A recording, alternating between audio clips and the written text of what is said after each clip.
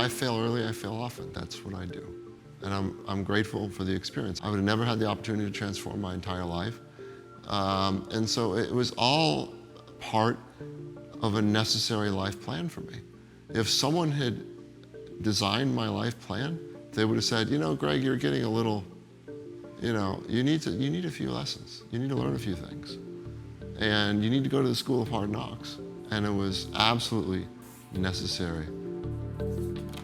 Before going to prison, I was working very hard on my first book, Failing Early, Failing Often, How to Turn Your Adversity into a Greater Advantage. And I released that the day I checked in. And it was the best thing I ever did. I gave out hundreds of copies of that book to my fellow inmates. Greg gave me his book that he wrote, and it was just inspiring because I never read a book in my life until I got to prison. Never, in school, I never read a book, ever. Because like, I was never into reading. That was just never my thing. And he was like, here, read this book. And it was cool though, it was a cool experience.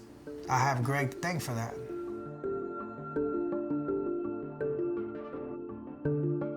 About 5 weeks into our friendship, Greg approached me and said, hey, I want to give you something. Well, this is a book I wrote.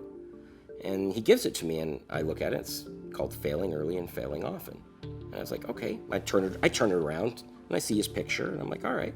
And so I read the book.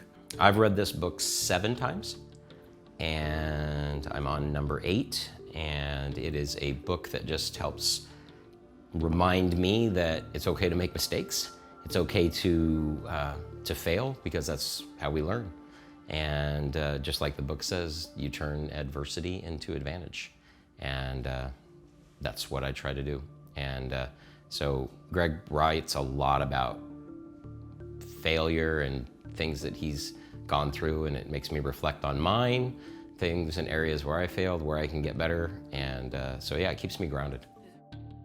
All of the mistakes I made in business were failing to step back and ask the right questions. We don't ask enough questions in life. My behavior has become much more of a student, much more of a, I feel like I need to go to college again. Before going to prison, I saw myself, and I self-identified as a business person and a leader.